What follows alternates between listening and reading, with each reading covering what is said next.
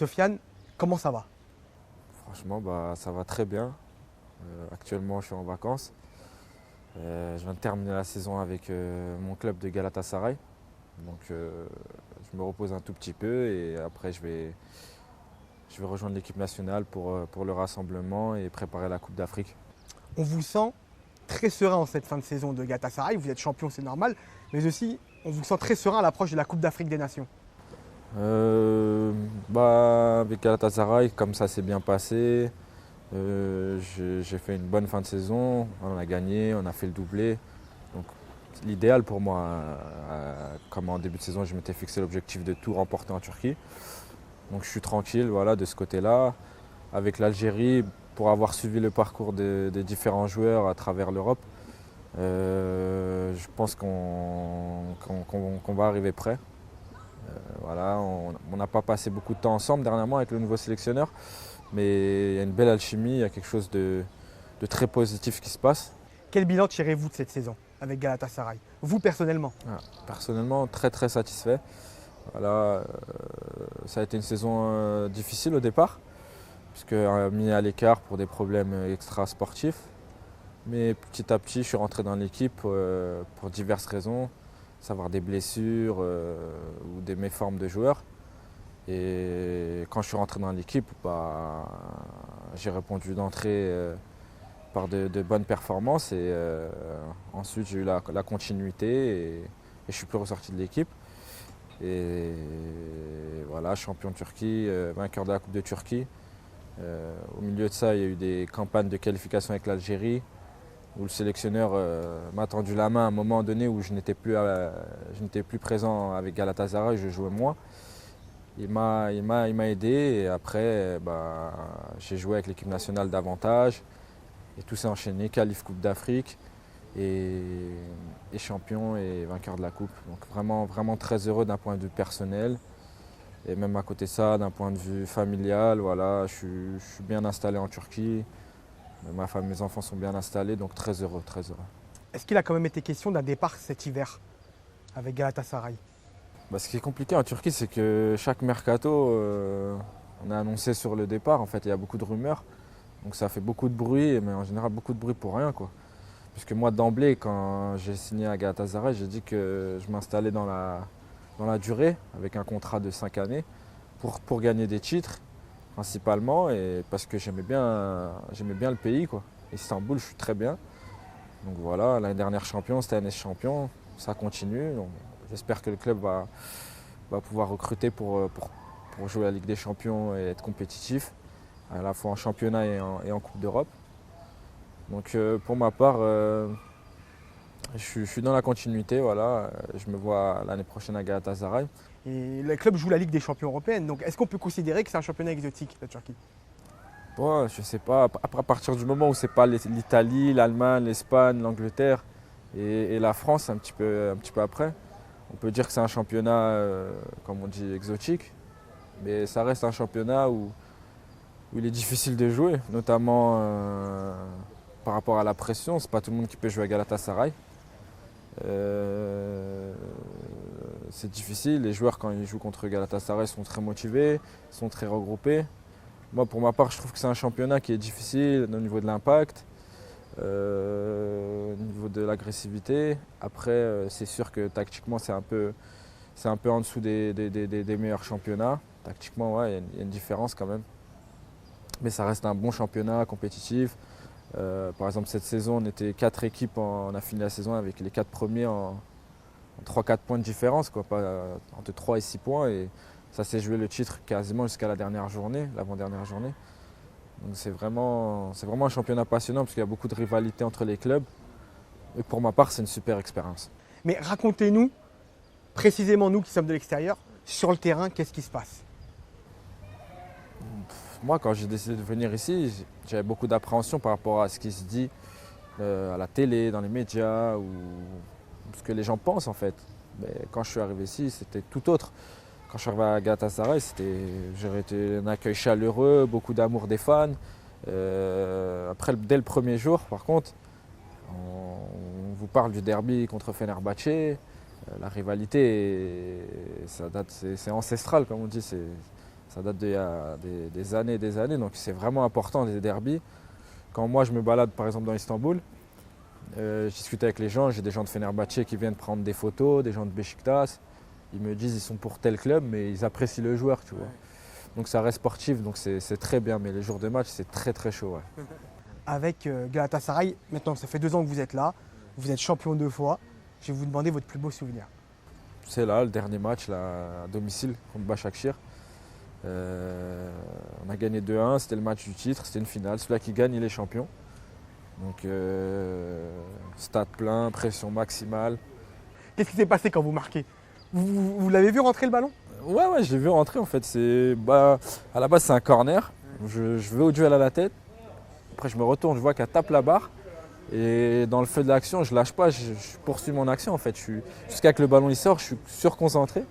Et après, comme elle vient, première intention, je la tente et but. Après, le stade, j'ai cru qu'il allait s'écraser le stade, j'ai cru qu'il allait tomber. Donc, vraiment très heureux. En plus, il y avait ma famille en tribune, donc j'étais vraiment top du top. Par rapport à la saison de Galatasaray, on va dire qu'elle est coupée en deux.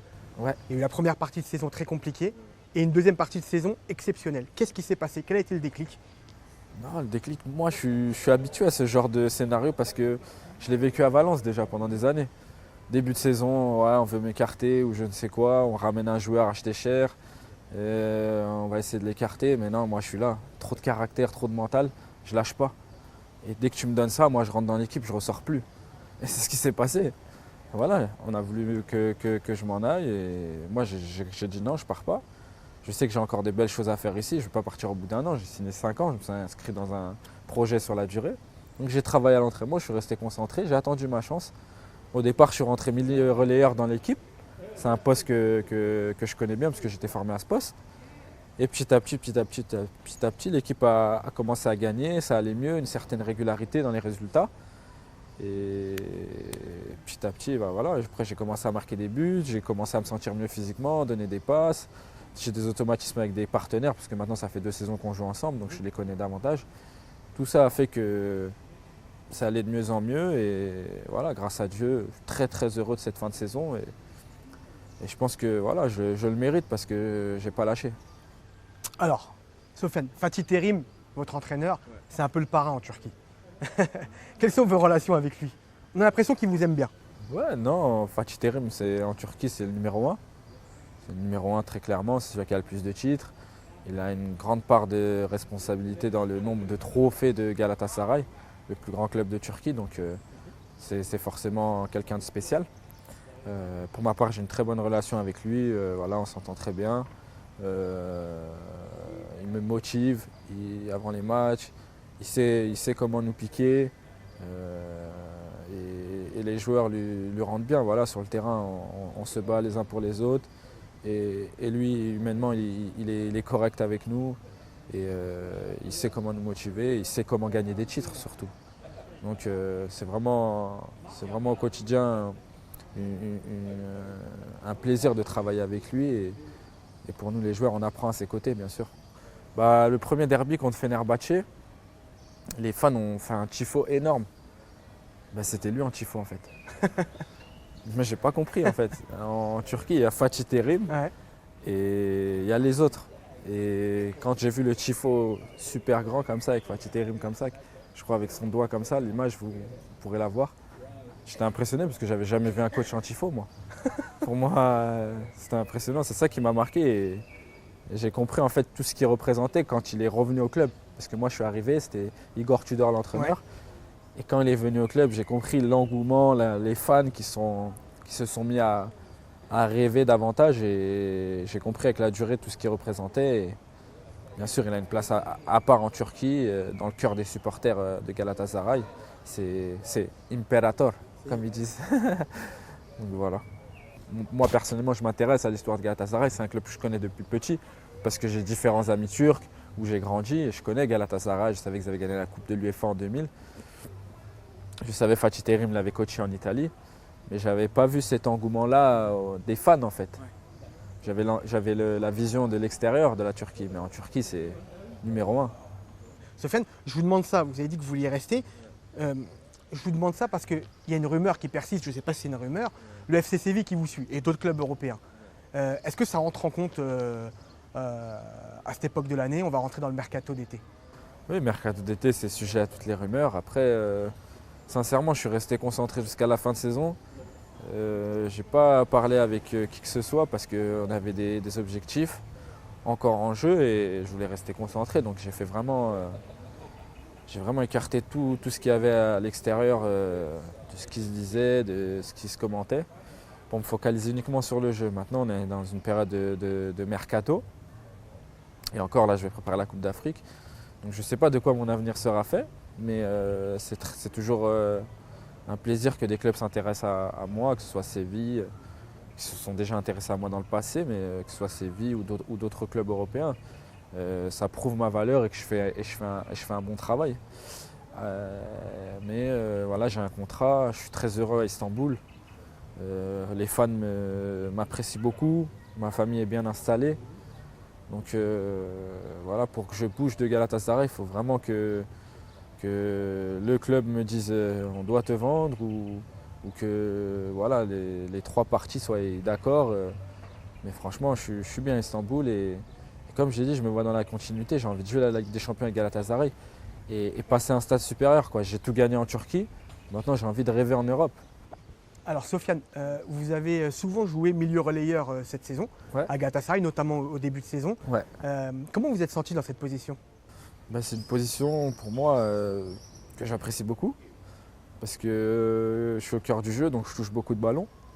Et moi j'ai besoin de toucher le ballon pour me chauffer, pour rentrer dans mon match, il faut que je touche rapidement le ballon pour me mettre dans mon match. Donc j'aime bien cette position. En plus ça me permet d'arriver dans la surface, lancer. Donc j'aime vraiment bien cette position.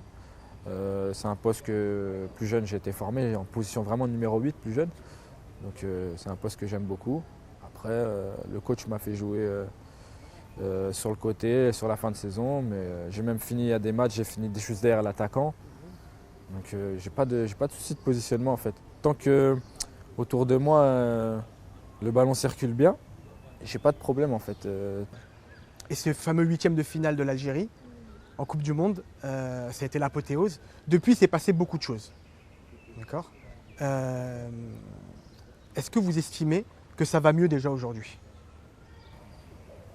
Ouais, depuis 2014, extraordinaire, les frissons, l'histoire historique, tout ce qu'on veut. Mais après, on n'a pas réussi à aller chercher cette Coupe d'Afrique, quoi. Donc beaucoup de choses se sont passées. Joueurs fautifs, président fautif, entraîneur fautif, tout le monde a été fautif. Donc aujourd'hui, je pense, et je le dis si je suis remplaçant, je suis titulaire ou je ne suis pas convoqué, on a l'homme de la situation, Djamel Belmadi, meneur d'hommes, compétent, grand frère, tout ce qu'on veut. Il a porté le maillot de l'équipe nationale, il a porté le brassard de l'équipe nationale, il a fait une belle carrière, il sait parler. On a l'homme de la situation. Maintenant, aux joueurs de se responsabiliser, de faire plus. On a des bons joueurs, on a des très bons joueurs. Maintenant, il faut former une très bonne équipe parce que ça ne suffit pas les bons joueurs. En vrai, tu peux enlever un bon joueur, deux bons joueurs. Il faut former une bonne équipe parce qu'une accumulation de bons joueurs, c'est difficile pour que ça marche. Peut-être qu'il faut faire appel pour des joueurs moins bons, mais il faut trouver ça, une équipe soudée.